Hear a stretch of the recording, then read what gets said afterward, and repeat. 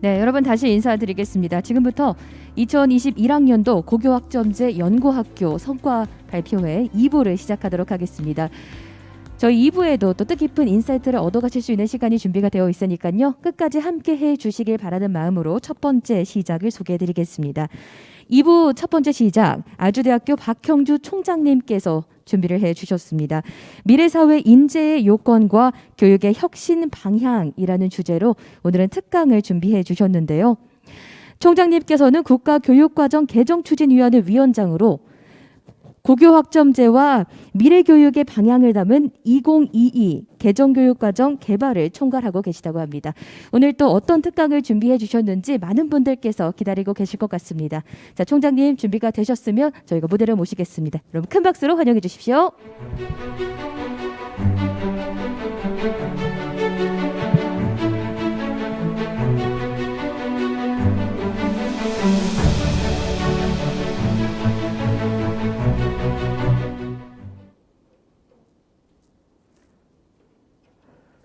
네, 안녕하십니까? 예, 전 박형주입니다. 오늘 직접 뵀으면 좋은데 오늘 또 이렇게 유튜브에서 또 뵙게 됐습니다. 좀 전에 말씀해주신 것처럼 지금 2022 국가교육과정 개정이 추진되고 있습니다. 그래서 총론은 이제 지난 11월에 발표가 됐고요. 현재 강론 이제 개정 작업이 진행되고 있습니다. 지금 현재 예정으로는 올해 말까지 강론 개정까지 다 마무리하고 공시할 예정으로 돼 있습니다. 그래서 이제 오늘 참여하신 분들은 정말 현장에서 이 고교 학점제를 실제로 구현하고 계시고, 그리고 이제 실험하고, 그리고 또 어떤 문제들을 사전에 예상하지 못했던 문제들을 파악하고 또 개선하는 그런 일들을 하고 계신 정말 전문가들이신데요. 근데 제 생각에는 우리가 어떤 디테일에 이제 빠져서 정말 많은 일들에 일들 바쁠 때 가끔 중요한 것 중에 하나가 좀 더 넘어가서 위로 올라가서 조금 좀 추상적인 질문, 그리고 이제 조금 뜬금없는 질문도 가끔 해야 되는 때가 있는 것 같아요. 그러니까 우리가 지금 이렇게 하고 새로운 변화, 우리가 이전의 방식으로 교육을 했었고 큰 문제 없었고 학생들 잘 가르쳤는데 왜 우리가 지금 이런 일을 하고 있을까? 뭐 이런 질문들을 한번 스스로에게 해볼 필요도 있고, 그리고 그 과정에서 지금 현재 우리가 하고 있는 일들의 의미를 다시 한번 발견할 수도 있는 것 같거든요. 그래서 저의 오늘 미션은 우리가 지금 왜 이런 일을 하고 있을까? 세상의 거대 변화와 현재 우리가 하고 있는 이런 고교학점제는 어떤 맥락으로 닿아 있을까? 뭐 이런 것들을 한번 건드려 보고 싶습니다. 제가 이제 세상의 거대 변화라고 제가 말을 했는데요. 이 거대 변화의 핵심은 정보의 폭증입니다. 너무 많은 정보가 쏟아지니 아무리 열심히 학교에서 배워도 금방 옛 지식이 되죠. 몇 년 있으면 금방 낡은 지식이 되고, 지식의 유효기간이 짧아졌습니다. 그러니까 예전에는 정말 많이 알면 성공할 가능성이 높다 그랬는데 지금 그게 사실인가?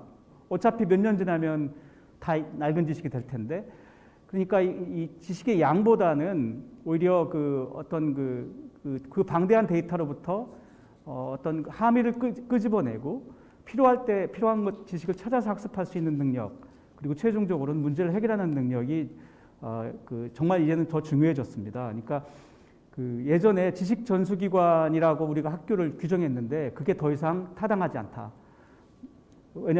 열심히 전수해도 어차피 학생들의 아이들이 살아갈 그 미래의 세상에서는 완전히 새로운 것들에 또 부딪힐 테니까 결국은 새로운 것들에 부딪혔을 때 빨리 학습할 수 있는 사람이 실제로 미래의 인재가 될 것이다. 이렇게 얘기하죠.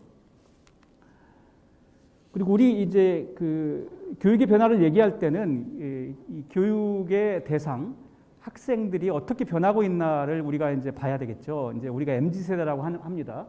M은 밀레니얼 세대, G는 이제 G 세대인데요. 밀레니얼 세대는 보통 80년대에서 2000년대 사이에 태어난 분들, 사실은 청장년이라고 볼 수 있죠. 그리고 이제 G 세대는 2000년대 이후에 태어난 세대를 보통 말한다고 합니다. 그러니까 사실은 MZ로 우리가 묶지만 이 내에서도 사실은 상당히 다른 M과 Z는 사실은 상당히 다른 세대죠. 그런데도 불구하고 또 많은 것들을 공유한다고 합니다. 그 간단한 걸 좋아해서 굉장히 복잡해지면 금방 관심을 잃어버리게 되고 또 역시 또 재밌어야 돼서 재미가 없으면 노잼이라고 하죠. 그리고 이제 이전 세대와 굉장히 다른 또 다른 특징 중에 하나는 공정함에 대한 어떤 그 인식이 굉장히 의식이 또는 그 정도가 강도가 상당히 높습니다. 저도 깜짝깜짝 놀랄 때가 있습니다. 대학에서 학생들을 만나다 보면 우리 세대가 생각했던 공정함의 잣대와 지금 그 Z세대가 생각하는 공정함의 잣대가 좀 다른 것 같다는 생각도 듭니다. 실제로 그 교육 현장에서 많은 어떤 갈등의 이 원인도 이런 것과 유관하지 않나라는 생각도 들고요. 그리고 지금은 이제 제가 아까 이 세상의 거대 흐름을 한마디로 규정짓는다고 한다면 정보가 방대해졌다, 정보의 방대함이라고 말씀드렸는데요. 이게 빅데이터 시대라는 거죠. 이러한 그 빅데이터 시대에는 이전의 시대와 몇 가지가 다릅니다. 하나 첫 번째는 그 연결성, 굉장히 이전에는 전혀 관계없다고 생각되는 영역들이 사실은 굉장히 밀접하게 연결되어 있는 경우가 많습니다. 그 다음에 사실 충실성, 거짓말하는 게 불가능합니다. 검색해보면 금방 나오고요. 예전에는 저도 수업할 때, 강의할 때 약간의 과장도 하기도 하고 그 교육적 효과를 위해서 요즘 그 학생들 금방 압니다.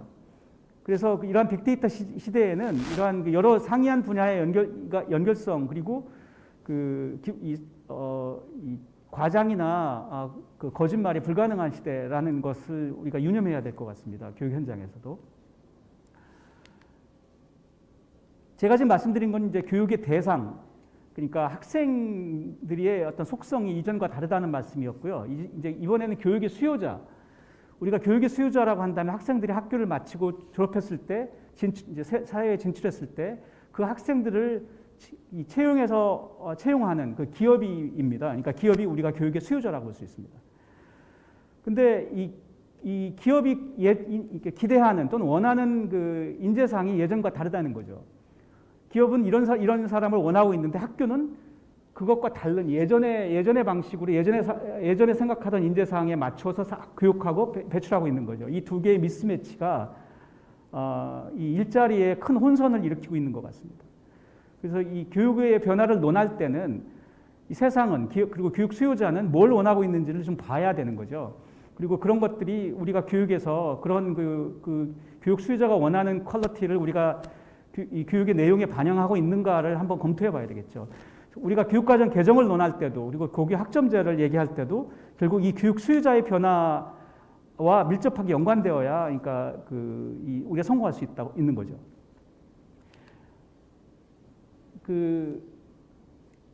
실제 기업에서는 이런 얘기들을 하고 있습니다. 구글의 최고 인사 담당자인 리사 헤이스가 어떤 인터뷰에서 이런 말을 했습니다. 구글에서는 빠른 진보가 일상이고, 그래서 그리고 이제 구글은 어떤 예전에 그런 예전에 무슨 과 무슨 부 이런 방식으로 작동하지 않고 프로젝트로 작동한다고 하거든요. 구글 맵 프로젝트 그러면은 산에 있는 인재들이 거기로 쫙 모이는 거죠. 그런 다음에 그거 프로젝트 끝나면 다시 쫙 흩어지고, 그러니까 프로젝트에 따라서 이합집산하는 방식으로 작동한다고 합니다. 그러니까 이제 새로운 프로젝트를 시작할 때 예를 들어서 구글 워치 3.0 이런 프로젝트를 한다고 하면 그거에 관계된 인재들이 모이겠죠. 자, 구글 맵 프로젝트를 한다고 하면 사내에서 인재들이 모일 것이고, 하지만 지도에 대한 전문가가 내부에 없으면 외부에서 이제 능력자를 채용해 옵니다. 그렇게 해서 모셔서 구글 맵 프로젝트를 완성하면 이제 흩어질 텐데요.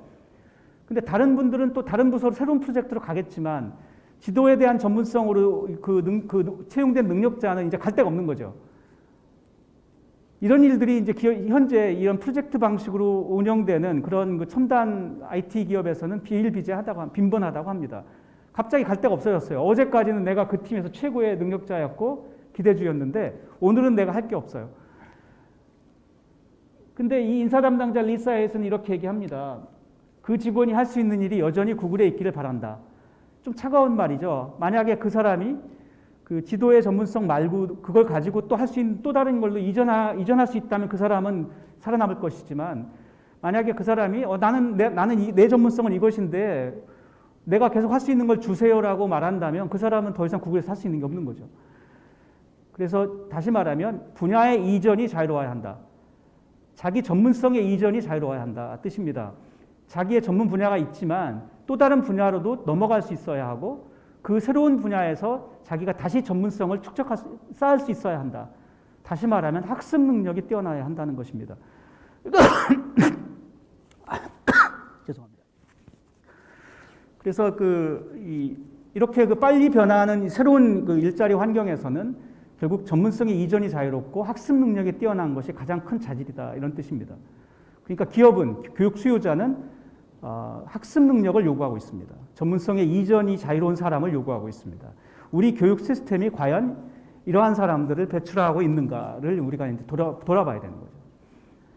그 다음에 예전에는 문과이과의 구별이 굉장히 명확한 시대에 저도 자랐고 많은 분들이 자랐는데요. 기성세대는 아시다시피 2015 교육과정에서 문이과 통합 교육과정이 이제 만들어졌고 작년에 문이과 통합 첫 수능이 치러졌습니다.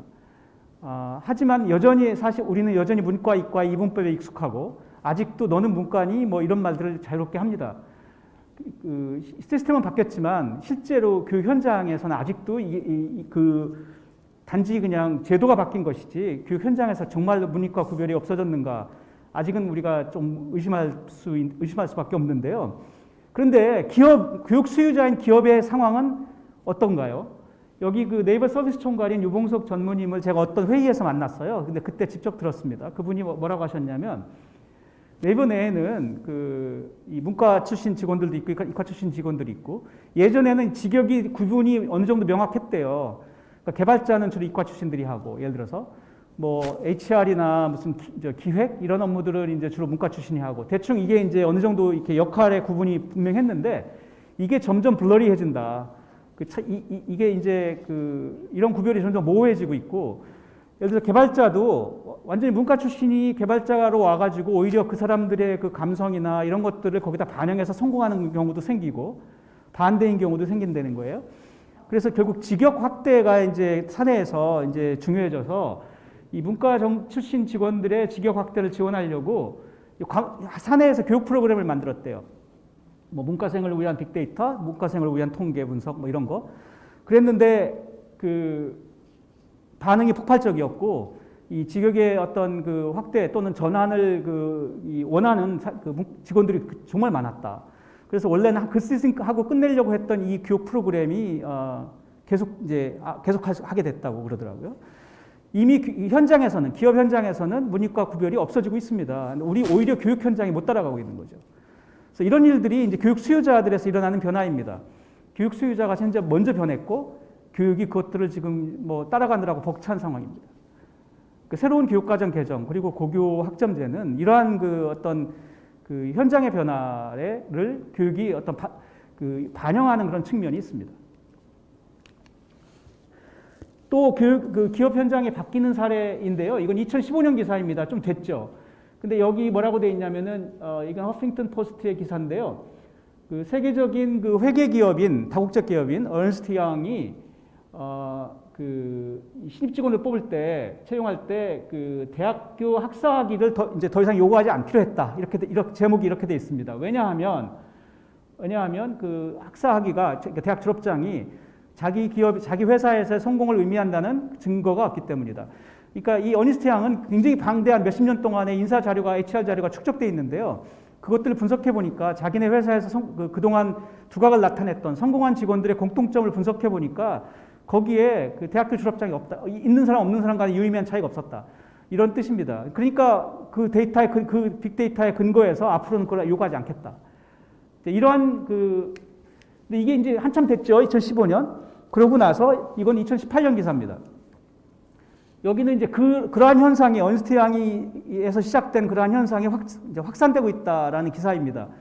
여기는 구글, 애플 그리고 12개의 다른 회사가 새로운 역시 신입 직원을 채용할 때 대학교 졸업장을 요구하지 않기로 했다. 이렇게 돼 있습니다. 여기 실제 기사 내용을 읽어보면 2017년에 IBM은 사실은 우리가 잘 아는 세계 아주 거대 IT 기업입니다. 근데 이러한 기술 기업인 IBM조차도 여기 뭐라고 돼 있냐면 미국에서 채용하는 신입 직원의 15%는 4년제 대학 학위가 없다. 이렇게 돼 있습니다. 그러니까 이제 이러한 현상이 그 굉장히 많은 기업들이 확산되고 있고, 이 기업들이 지금 자살 꼴을 넣는 게 아니잖아요. 아무 근거 없이 하는 게 아니고 어떤 사회적 책임 때문에 하는 것도 아닙니다. 자기들의 인사 데이터, 빅데이터를 분석해 보니 그게 자기들의 회사에서 두각을 나타냈고 유능했던 그런 직원들의 어떤 이 공통점에 분석해 보니 그게 큰 의미가 없다라는 걸 자기들이 스스로 결론 냈기 때문입니다. 그러니까 그래서 이런 현상이 지금 늘어나고 있고요. 그러니까 그렇다면 이제 우리는 질문하게 되죠. 그러면 고등교육은 뭐 하는 거지? 이제 이런 질문을 하게 되겠죠. 없어져도 되나? 근데 이제 이미 그러니까 교육은 굉장히 좀 변화가 늦습니다. 근데 세상에 이게 이제 제가 말했던 세상의 거대 변화입니다. 세상이 크게 변하고 있다. 자, 저런 일들이 일어나고 났더니 이제 어떤 현상이 일어났는가? 저런 사회의 변화, 기업의 변화는 필연적으로 교육에 영향을 줍니다. 이 경우에는 1차적인 가장 먼저 영향을 받는 건 고등교육입니다. 그 다음에 초중고 교육으로 이제 순차적으로 내려가죠. 그러니까 가장 먼저 영향을 받은 게 고등교육인데요. 여기 보시면 2018년에 이거는 그러니까 팬데믹 이전입니다. 코로나가 오기 전인데 2018년에 미국 대학의 30%만 입학 정원을 채웠다. 70%가 입학 정원을 못 채웠습니다. 그러니까 한국에서 학령 인구의 감소, 인구 구조의 변화 이런 걸로 인해서 대학들이 현재 입학 정원을 못 채우는 대학들이 늘어나면서 큰 사회적 이슈가 되고 있는데요. 미국은 현재 인구 구조의 변화 문제가 없습니다. 그런데도 불구하고 대학들의 입학 정원이 이제 미달되고 있다. 다수 출현하고 있다. 그러니까 이거는 한국적인 현상이 아니라 글로벌한 현상이다라는 뜻입니다.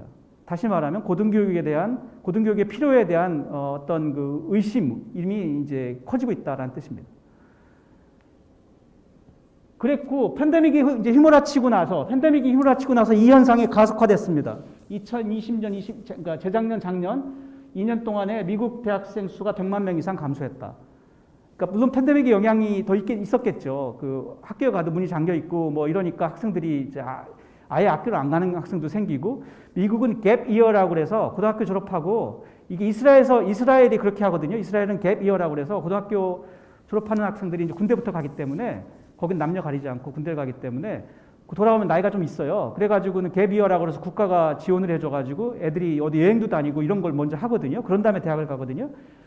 미국도 최근에 대학 가도 기숙사도 못 가고 뭐 원격으로 수업해야 되고 하니까 학생들이 아예 그러면 대학 나 좀 이따 갈 거야 하고 갭이어로 해서 해외 여행도 가고 하는 학생들이 많이 생겨서 그런 여파도 있습니다만, 근데 이전에 있던 현상이 가속화됐다. 기본적으로 크게 보면 이렇게 볼 수 있습니다.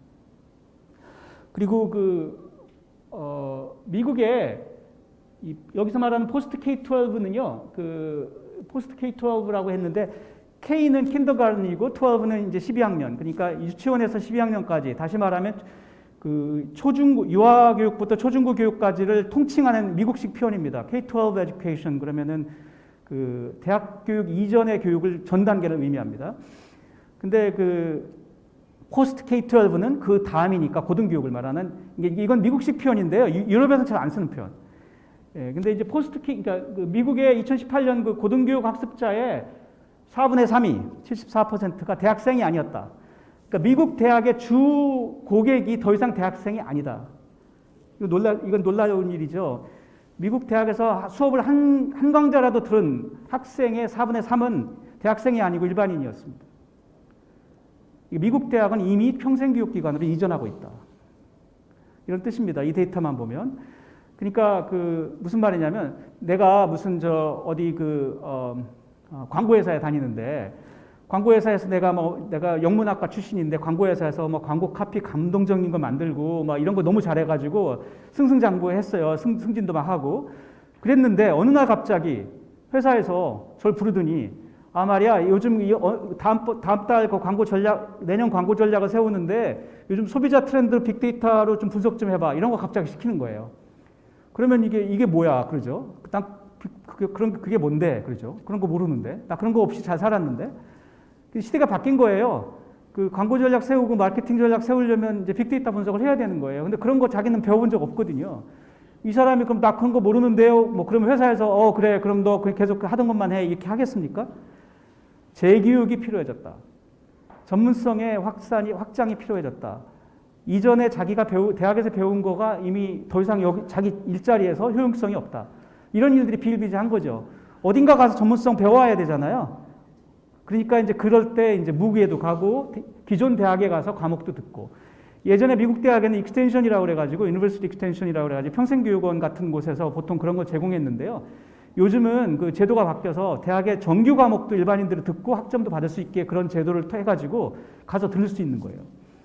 그래서 이제 아까 말한 대로 그럼 대학에 가가지고 한 2개, 3개 과목 그 빅데이터 듣고 그래가지고 무슨 마이크로 디그리 뭐 이래가지고 학사학위보다 작은 거 마이크로 디그리, 마이크로 학위 아니면 뭐 무슨 나노 학위 이런 거 무슨 빅데이터 나노 학위 이런 거 받는 거예요. 그러고서 나 이제 빅데이터 전문가 됐어 하고 오는 거죠. 이런 일들이 비일비재해졌다. 이런 뜻입니다. 대학의 역할이 바뀌고 있다. 그 온디맨드 교육, 필요할 때 배우는 교육에 대한 요구가 크게 증가하고 있다. 이런 뜻입니다. 그래서 이게 이제 그 현재는 그러니까 고등교육은 왔고요. 한국에는 아직 안 왔는데요. 한국에서는 일단 일반인들이 대학의 정규 과목을 현재 듣고 학점 받는 게 법적으로 불가능합니다. 그러니까 이런 일들이 지금 빨리 이 제도가 바뀌고 법적 규제가 없어져야 한국 대학들도 아마 평생교육기관으로 이전할 것 같습니다. 제 생각에는 이게 불가피하고 한국의 학령 인구 감소로 인한 그 어떤 문제를 탈출하는 가장 효과적인 출구가 될 거라고 생각합니다. 그 지방에서도. 왜냐하면 그런 니드는 계속 있을 것이기 때문에.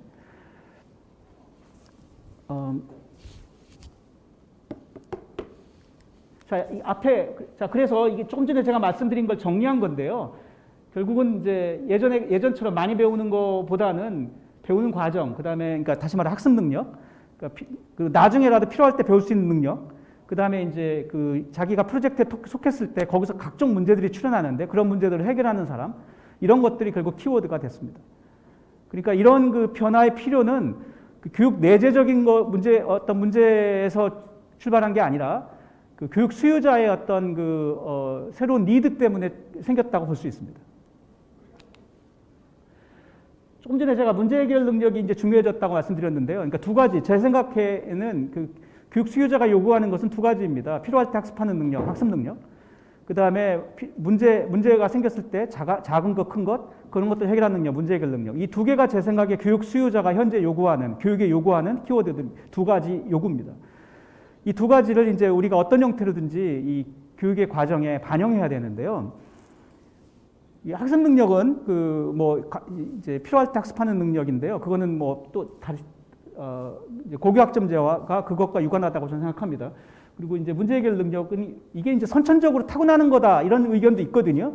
실제로 그런 사람들도 있는 것 같아요. 근데 또 교육을 통해서 얻어지기도 한다. 이제 저는 그런 생각인데요.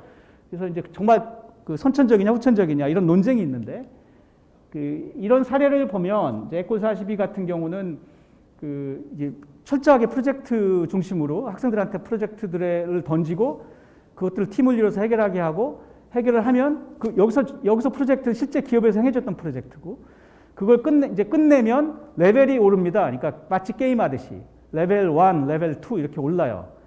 그러다가 레벨 21이 되면 졸업시키는 그런 학교거든요. 프랑스 학교인데 에콜 42. 근데 여기서 이걸 졸업하면 이제 정말 문과 출신에 아무 코딩에 대한 아무런 배경도 없던 사람도 정말 최고의 전문가가 되고 그동안 20개의 프로젝트를 성공적으로 해결해 본 사람이니까 기업에 가서 새로운 프로젝트에 투입돼도 그거가 그냥 늘상 하던 일인 거죠. 그러니까 실제 기업이 이미 프로젝트형 조직으로 바뀌고 있다라는 것을 철저하게 반영한 학교인데요. 이걸 통해서 문제를 계속 해결하는 연습을 계속하는 거죠. 그리고 이 사람들이 현재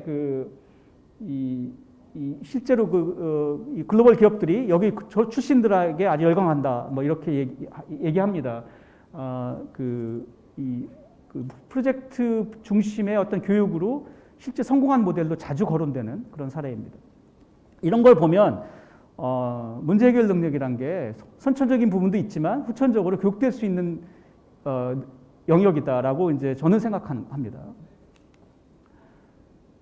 지금 말씀드린 것처럼 그래서 우리가 이제 이런 교육 수요자가 바뀌고 있고 교육 수요자의 요구가 바뀌고 있고 그 다음에 교육 대상자 학생들이 바뀌고 있다라는 2가지 말씀을 드렸는데요. 이 두 개가 우리가 생각하는 세상의 어떤 거대 변화인데 그것에 지금 교육이 이제 그런 변화에 어떻게 대응해야 하는가, 그 변화의 방향이 뭘까인데요. 현장에 이제 얘기로 한다면 아시다시피 우리나라에 지금 뭐 수포자뿐만 아니라 수포자, 국포자, 영포자들이 늘어나고 있다 이런 얘기 자주 합니다. 국포자도 늘는다는 얘기도 제가 얼마 전에 어디서 들었는데요. 아시다시피 국어라는 게 단지 어학교육뿐만 아니라 어학교육뿐만 아니라 실제로 그런 어떤 리터러시죠. 그리고 그러니까 요즘은 그래서 지문도 예전에 문학작품 중심에서 과학 지문도 나오고 뭐 이런 굉장히 폭이 국어가 다루는 폭이 넓어지고 있는 것 같더라고요. 그래서 학생들이 특히 고교학점제의 성공을 위해서는 학생들이 이제 여러 가지 과목들을 선택하게 되는데 자신의 어떤 미래 진로를 생각해 볼 기회를 늘려야 될 필요가 있습니다. 지금은 대학을 입학 시점에서도 나는 뭘 하지가 분명치 않은 학생들이 늘고 있어서 이 문제가 개선되지 않는다면 고교학점제가 현장에 큰 혼선과 혼란을 일으킬 가능성이 있습니다. 그래서 학생들의 어떤 다양한 미래 진로의 가능성 등을 이제 계속 학생들에게 생각해 볼 기회를 주고 다양한 그런 트랙들을 보여주는 그런 작업들이 있어야 될 것 같은데요. 저는 이제 고교학점제 성공을 위해서 반드시 필요한 과정이라고 생각합니다. 그런데 이거를 아시다시피 이제 이전에 이런 걸 잘 안 해봤고 그다음에 이제 진로 교사, 상담 교사도 사실은 학생의 이전 히스토리를 보면서 이 학생은 그 학생이 뭘 하고 싶은지를 들어보고 그게 과연 적당할지에 대해서 카운슬링 해주고 하는 작업들이 있는데 이게 쉽지 않아요. 이게 여기서 많은 혼선이 생길 걸로 생각하는데요. 그리고 이제 이러한 거에서 굉장히 많은 경험을 가진 선생님도 계시지만 또 그렇지 않은 선생님의 경우에는 선생님이 멘붕이 올 수도 있거든요. 그래서 이게 이제 간단치 않은 작업인데 이 미래 진로 상담이라는 게 점점 특히 고교학점제에서는 굉장히 중요하지만 한데 어려운 과정이 될 수 있는데요. 제가 제안하는 거는 AI 상담교사 플랫폼을 만들어야 한다. 인공지능이 어떻게 하냐면 학생들의 이게 빅데이터를 분석하는 거거든요. 그러니까 학생들의 몇백만 명의 학생들이 있는데 그 학생들이 예전에 어떤 과목들을 듣고 어떤 성적을 받고 막 그런 경우에 어느 쪽 전공으로 가서 학생들이 나중에 그 분야에서 해피하게 지냈고 대학 졸업한 다음에 직장도 잘 갖고 막 이런 것들을 다 분석하는 거예요. 그래서 너의 기존 이 백그라운드는 대충 이전에 이런 트랙과 이런 사람들과 비슷한데 그 사람들은 이런 분야로 갔을 때 잘했던 것 같아. 이런 것들을 적어도 AI 상담교사가 제시해 줄 수 있는 거죠. 그러니까 철저하게 데이터에 기반한 이 초기 상담을 해줄 수 있거든요. 이게 딥러닝 방식으로 하기 때문에 데이터가 쌓일수록 점점 정교해집니다. 그러니까 학생이 자기도 몰랐던 자기의 어떤 재능, 자기도 몰랐던 자기의 자기가 잘할 수 있는 분야를 찾을 수 있거든요. 이런 걸 통해서. 그래서 이제 이 교사도 이 교사가 미처 보지 못한 부분을 오히려 데이터를 통해서 이 AI가 제시해 줄 수 있기 때문에 저는 이러한 AI 상담 교사의 어떤 초기 제한 과정이 꼭 앞으로 있어야 될 것 같다고 생각합니다. 그리고 이제 2차 상담을 이제 실제 상담 교사가 할 수 있겠죠. 그래서 이전 AI가 제안한 걸 보고 그걸 가지고 이제 미세 조정을 한다거나 이런 방식으로 가야 될 것 같고요. 자기의 미래 진로가 어느 정도 좀 이렇게 가능성들이 이렇게 좁혀지면 학생이 훨씬 더 그 분야에 흥미를 갖게 됩니다. 그래서 고교학점제 성공을 위해서는 반드시 필요하다고 생각하고요. 이거는 각 개별 학교에 맡겨놓기는 힘들고 국가 차원의 어떤 플랫폼을 만들어야 되지 않나 생각합니다. 그 다음에 함께 문제를 해결하게 해야 되는데요. 아시다시피 상대평가에서는 이게 불가능합니다. 상대평가에서는 모든 주위의 학생들이 다 자기 경쟁자거든요. 잠재적인 경쟁자가 어떻게 협력을 하겠습니까? 그래서 우리가 협력하는 인간을 길러야 되는데 실제로 기업에 가보면 기업에서 제가 인사 담당자들과 뭐 이렇게 여러 가지 간담회도 해보고 특강 후에 Q&A도 해보면 이분들이 대부분 특히 대기업에서 말하는 거는 자기네 회사에서 성공한 사람들의 공통점이 협력자라는 사람이라는 거예요. 계속 경쟁하려고 하고 자기가 아주 큰 어떤 중요한 사실을 알고 있는데 그걸 자기만 알려고 하고 그러니까 남한테 쉐어 안 하고 그런 사람들이 오래 그 기업에서 일반적으로 두각을 나타내지 못한다고 합니다. 협력하는 사람이 결국은 collectively 팀의 생산성에 가장 기여하기 때문에 가장 중요한데 우리 교육에서 상대평가에서는 이게 힘들거든요. 협력하는 인간을 길러내기 힘듭니다. 그러니까 그래서 이게 절대평가의 가장 큰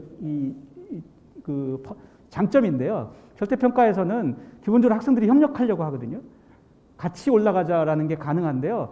그래서 우리가 이제 아시다시피 지금 이제 공통 과목이나 이런 거에서는 안 되지만 적어도 선택 과목에서는 절대평가를 잘 활용한다면 학생들이 우리가 협력하는 인간을 길러낼 수 있다. 여기서 제가 말씀드린 것처럼 동료로부터 배우고 동료와 함께 배우는 교실을 만들어야 합니다. 저는 이것들이 우리 현장에서 교사들이 정말로 이 문제에 대해서 좀 같이 한번 고민해 봤으면 좋겠습니다. 동료로부터 배우고 동료와 함께 배우게 하자. 그래서 이걸 하려면 당연히 성취 기준 중심의 절대평가 활용이 우리가 이제 더 커져야 될 것이라고 생각합니다. 아시다시피 지금 현행 입시 제도 하에서는 변별력이 이제 어쩔 수 없이 만들어져야 되기 때문에 결국 학생들을 줄 세워야 되고 그러다 보면 변별력이 필요한 과목에서는 이게 어려운데요. 적어도 우리가 아주 필수적인 일부 과목을 제하고라도는 이 성취 기준 중심의 절대평가 활용이 늘어나야 한다고 생각합니다. 저는 입시에서도 앞으로는 입시에서도 이러한 절대평가의 활용을 우리가 이제 심각하게 고민해야 된다고 개인적으로 생각하는데요. 아직까지는 입시는 변별력 중심으로 운영되고 있기 때문에 현재는 잘 안 되고 있는데 우리가 이제 현재 입시 제도의 변화에 대해서 이제 논의를 시작했기 때문에 이러한 것들을 고민해 봐야 된다고 생각합니다. 현재 여러 가지 안들이 나오고 있는데요. 나오고 있는 안 중에 하나는 예를 들어서 입시를 2개로 나눠서 1차 입시에서는 공통 과목 중심에 그러니까 변별력 중심으로 가고 2차 입시에서는 선택 과목 중심의 절대평가 중심으로 가보자. 그래가지고 이 대학에 진학할 때 대학에서는 해당 학과에 유관한 그런 과목을 선택한 학생들에게 가산점을 준다거나 이런 것들을 좀 더 고민해보자 이런 의견들이 현재 있고 저는 개인적으로 그런 방향에 찬성합니다. 그렇게 하려는 이유는 아까 말씀드린 것처럼 학생들이 협력하는 인간을 우리가 기본적으로 길러야 되겠는데 현행으로는 어렵다라는 판단 때문입니다. 자, 제가 여러 분야가 앞으로 연결된다고 말씀드렸는데 빅데이터 시대에는 제가 생각하는 연결하고 협력하는 인간의 한 예를 가져왔습니다. 이분은 수학자인데요. 아카데미 기술상을 2번 받았습니다. 이분은 UCLA에서 응용 수학으로 박사학위를 받았고 그러고 나서는 지금은 스탠퍼드 대학의 컴퓨터 사이언스 학과의 교수인데요. 정교수인데 이분이 아카데미상을 받은 이유는 이제 헐리우드에서 여러 영화들 중에 특히 이 영화, 캐리비아의 해적이 시리즈가 있는데요. 지금 5개인가 6개 나왔죠. 거기 끝에 엔딩 롤 보시면 거기 사이언티픽 어드바이저 해가지고 이분 이름이 나옵니다. 이분이 뭐 했냐면 이런 장면, 이 물이 파도가 배로 넘치고 하는 이런 장면이 이게 이제 예전에 우리 생각에는 이런 거 CG로 만들었을 것 같죠? 컴퓨터 그래픽스로. 아닙니다. 그런 CG 아니고요. 그렇게 하면은 이렇게 생동감 있는 실제 리얼한 장면이 안 나온답니다. 보통의 CG로 하면 아무리 열심히 잘 해도 이분이 한 거는 유체역학이라는 걸 썼어요. 유체역학이 fluid mechanics인데 이게 이제 물과 점성을 가진 기름 같은 거 이런 것들의 움직임을 다루는 분야인데요. 여기에 기본 방정식이 나비어-스톡스 방정식이라는 어려운 이제 방정식인데 이걸 쓰면 지금의 물의 모양이 저런데 저걸 컴퓨터로 풀어요. 수치적으로. 그러면은 바람이 방향이 어떻고 이런 걸 다 집어넣으면 0.1초 후에는 저 파도 모양이 어떻게 바뀔지 0.2초 후에는 어떻게 바뀔지를 그려낼 저 수식이 예상하거든요. 그거를 0.1초, 0.1초 이렇게 간격을 두고 화면에다 쭉 뿌린 겁니다. 그렇게 해서 만들어진 장면인데 저렇게 하면 컴퓨터로 CG로 만든 어떤 장면보다 아니면 손으로 직접 그린 어떤 장면보다 훨씬 생동감 있고 리얼하다고 합니다. 그러니까 저걸 한번 경험해본 이 감독은, 할리우드 감독은 아무리 돈이 많이 들어도 이걸 또 써야 된대요. 저분이 이 소프트웨어를 만들어가지고 백만장자가 됐습니다. 이런 것들이 제가 보기에는 이분이 자기가 취미로 좋아하던 영화에 자기 전공인 수학을 써볼 생각을 한 것인데요. 완전히 관계없다고 사람들이 영화와 수학이 무슨 관계 있다고 생각했겠습니까? 완전히 관계없다고 생각되는 것들이 이렇게 연결되어 있다는 걸 보는 눈 이런 것들을 우리가 가르쳐야 되고 학교에서 배우는 개별화된 과목들 속에서 그것들의 연계성을 보는 그런 능력을 가르쳐야 걔들이 정말 나중에 이런 사람이 된다 이렇게 생각합니다. 그래서 협력하는 인간을 만들어야 하고 연결하는 인간을 만들어야 합니다. 제가 지금 말한 사실 제가 여러 개 사례를 준비했다가 오늘 도저히 강의 시간이 안 될 것 같아서 지금 이제 시간이 많이 갔는데요. 그래서 좀 사례 하나만 갖고 왔는데요. 제가 이런 사례를 보면 이 사람이 어떻게 한 건가, 그러니까 이 사람이 어떤 교육을 받았길래 저런 이상한 짓을 했을까. 저 사람은 한 우물이 아니라 여러 우물을 판 사람입니다. 제 세대에는 학교에서 선생님들이 저한테 그렇게 말씀하셨어요. 한 우물 파야 한다. 그래야 뭐라도 한다. 여러 개 하다가 다 낮게밖에 못 파고 그러면 세상에 아무것도 못 한다. 이런 말씀 좀 많이 들었는데요. 근데 제가 이 얘기를 미국 가서 제 지도 교수님한테 뉴욕 갔을 때 박사 지도 교수님한테 말씀드렸더니 그 교수님 막 웃으시면서 그러더라고요. 야, 근데 우물 하나 파다가 거기서 물 안 나오면 어떡하니? 그러더라고요. 그러니까 무슨 말이냐면 이 런 페드큐는 우물을 여러 개 파다가 수학도 파고 영화도 파고 이런 거 하다가 갑자기 그것들의 연결성을 발견한 사람이거든요. 저는 그래서 너는 앞으로 뭐가 될 테니까 그것만 해라고 하는 말은 교육 현장에서는 앞으로 좀 우리가 하지 말자 이렇게 생각합니다. 여러 개 하는 사람이 사실은 큰 변화를 일으키고 혁신을 일으킬 가능성이 높습니다. 자, 시간이 많이 가서 제가 예전에 한국 교육의 문제를 좀 이것저것 이유를 파악해 보려고 원인을 파악해 보려고 프랑스 파리에 있는 우베르 하이스쿨이라는 고등학교하고 서울에 있는 모 사립고하고 고등학교 1학년 중간고사 문제를 교차해서 풀게 한 적이 있습니다. 그랬더니 둘 다 망했어요. 둘 다 성적이 안 좋았어요. 그래서 왜 안 좋았나 봤더니 한국은 수학 문제가 너무 많더라고요. 프랑스 문제 8배. 그래서 선생님들한테 왜 이렇게 많이 내세요? 그랬더니 문제 많이 안 내면 애들이 다 맞춘대요. 변별력 때문에 한다는 거예요. 그러니까 이 변별력이라는 것이 그러니까 교육 현장을 왜곡하고 있다. 그러니까 이런 뜻이고요. 제가 이건 시간이 없어서 그냥 넘어가겠습니다. 오늘은. 그래서 이제 이런 종류의 평가 방식을 일단 문제 수를 줄여야 합니다. 네. 자, 그래서 평가 방식에서 저는 이 서술형을 더 늘려야 한다고 믿고 있고요. 프랑스가 아까 제가 프랑스 학교 말씀드렸는데 프랑스가 문제 수는 적지만 다 서술형이었어요. 이제 그러다 보니 근데 프랑스의 서술형 평가 제도는 바칼로리아는 나폴레옹 때 만들어서 200년 넘게 현재 사용되고 있는 제도입니다. 200년 넘게 잘 운영되고 있고 실제로 이렇게 교육을 받은 학생들이 굉장히 깊이 있는 문제를 잘 푼다는 건 분명한 것 같습니다. 실제로 제가 현장에서 가가지고 이제 채점을 직접 해봤거든요. 자, 그렇지만 우리나라에서 이제 못하고 있죠. 못하고 있는 가장 주된 이유는 평가 공정성 문제 때문인데요. 미국의 SAT가 최근에 서술형 문항을 늘리고 있습니다. 근데 어떻게 하느냐고 물어봤더니 거기는 문제은행 방식으로 하기 때문에 같은 문제가 다시 나올 수 있거든요. 근데 그런 상황에서는 이걸 딥러닝 방식으로 계속 학습하면 인공지능 방식으로 학습하면 채점을 서술형 문항도 인공지능이 채점할 수 있답니다. 그렇게 하면은 이제 이 평가 공정성 문제를 돌파할 수 있다고 그렇게 얘기하는데요. 우리나라에서 한번 깊이 고민해 봤으면 좋겠습니다. 이거는 학생들의 수준에 맞추는 그런 AI의 도움을 받아서 하는 수업인데요. 그걸 해봤더니 대학에서 수업에다 저희가 파일럿 프로그램으로 적용해 봤는데 F 받는 학생이 사라졌습니다. 그러니까 무슨 말인가 하니 학생이 고등학교 2학년 수업을 들어요. 근데 선생님 수업 들은 다음에 인공지능 거기 AI에 로그인해서 나 이거 들었어요 하면은 얘가 퀴즈를 내요. 인공지능이. 퀴즈 낸 거 딱 학생들 푸는 거 보고 예전 데이터와 비교한 다음에 너는 고1 가서 인수분해 좀 더 공부해야 될 것 같아. 이런 걸 얘기해 줘요. 그래가지고 다시 돌아가서 그거 한 다음에 다시 와요. 했어요. 그럼 다시 퀴즈 내요. 한 다음에 아닌데 너 이거 다시 한 번 더 가야 될 것 같아. 어떤 경우에는 막 몇 번 돌리고 어떤 경우에는 다음으로 보내고 이렇게 하는 건데요. 이런 방식으로 현재 이런 방식 확산되고 있어요. 제가 있는 아주대학교에서 이걸 3개의 과목에 이런 시스템을 활용해 봤더니 아까 여기 보이시는 것처럼 F가 사라졌다. 그래서 이건 초중고에서도 충분히 활용할 수 있는 방식이라고 생각합니다. 이제 D가 고등학교 과정의 변화였는데 오늘 고교학점제에 대한 얘기인데요. 사실은 이거는 오늘 선생님들이 사실은 전문가들이시기 때문에 디테일은 다 알고 계실 거라서 제가 아마 자료가 배포됐을 것 같은데요. 자료로 그냥 대체하겠습니다.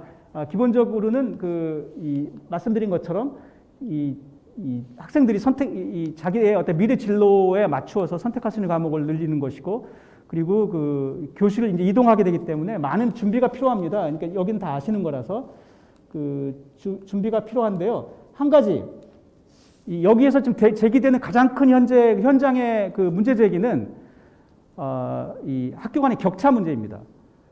특히 농어촌 지역에 또는 학생들이 많지 않은 지역의 학교에서 이러한 많은 선택 과목을 다 제공한다는 게 불가능하기 때문에 결국 학교 간의 격차 문제가 발생하지 않겠느냐라는 우려가 있습니다. 이 문제에 저희가 아주 신중하게 많은 준비를 해야 하는데요. 일단 돌파구는 학교 간 공동교육과정 운영입니다. 이 인접한 학교들끼리 모여서 소수 학생이 듣는 과목을 같이 제공하자는 것인데요. 이러한 과목은 물론 절대평가를 운영해야 될 것이고, 왜냐하면 학생들이 소수 과목은 아시다시피 평가에서 상대평가를 하게 되면 학생들이 피합니다. 손해를 보니까. 그러니까 성취 기준을 잘 설정해서 운영해야 되고, 그 다음에 오히려 전문성 있는 교사가 잘 진행하게 하고, 뭐 이런 방식으로 한다면, 그리고 이제 교육청의 특별 지원 같은 걸 통해서 저런 과목이 잘 운영될 수 있도록 준비하는 것이 현재로는 제일 중요한 것 같고요. 오히려 이렇게 한다면 농어촌 지역이나 어떤 아주 작은 학교 등에서도 그런 오히려 이전에 듣기 힘들었던 그런 아주 수준 높은 예를 들어 정보 과목, AI 과목이든 이런 것까지 들 수 있게 돼서 오히려 격차 문제 해결의 하나의 저는 오히려 터닝 포인트가 될 수도 있다. 대신에 준비가 필요하다. 이렇게 생각합니다. 이외에는 다른 분들은 다 아시는 일이라 촘촘하게 잘 준비해서 학교 간의 격차 문제를 오히려 우리가 이 시기에 오히려 긍정적으로 돌파하는 그런 계기가 됐으면 좋겠다라는 말씀이고요. 다른 것들은 자료로 대체하겠습니다. 들어주셔서 감사합니다. 네, 고맙습니다. 이렇게 박형주 총장님 발표 잘 들어보았습니다. 사실 특강을 준비해 주신 내용들을 보니 미래 교육 관점에서 우리 교육 그리고 고교 학점제가 나아가야 할 방향성에 대해서 준비를 많이 해 주신 것 같은데요. 뜻깊은 인사이트 공유해 주셔서 대단히 고맙습니다. 또 총장님께서 발표를 진행하시면서 자료에 대한 말씀을 해 주셨죠. 따라서 잠시 안내 말씀을 좀 드리겠습니다. 여러분, 오늘 행사에 사전 신청하신 선생님들께서는 이번 성과 발표의 접속 페이지에 발표하신 분들의 발표 자료가 탑재가 되어 있습니다. 혹시 필요하신 분들께서는 다운로드 하셔서 참고해 주시고 또 사용해 주시면 좋을 것 같습니다. 자, 이렇게 오늘 저희가 준비한 1부 그리고 2부 행사 특강까지 여기서 마무리가 됩니다. 여러분, 2부 나머지 순서는 분과별 토의가 진행이 될 텐데요. 분과별 토의는 줌을 통해서 웨비나로 진행을 하도록 하겠습니다. 여러분, 지금 시청하고 계시는 시청 페이지 하단에 보시면 분과 참여 버튼이 있습니다. 분과 참여 버튼 이동하시면 원하시는 분과로 이동이 가능하시니까요. 사전에 안내받으신 분과별 줌 아이디 그리고 비밀번호를 입력해 주시고 3시 45분까지 지금 바로 입장을 해 주시면 고맙겠습니다. 분과별 토의 시간부터는 각 분과별 사회자께서 직접 진행을 맡아주시겠습니다. 따라서 저는 여기서 이만 인사를 드리겠습니다. 오늘 함께해 주신 모든 분들께 다시 한번 감사를 드리겠고요. 여러분, 지금부터는 분과별 토의가 줌을 통해서 진행이 되니 사전에 안내받으신 아이디 그리고 비밀번호를 입력하시고 분과별 토의에 지금 바로 입장해 주시면 고맙겠습니다. 함께해 주신 여러분 대단히 감사합니다.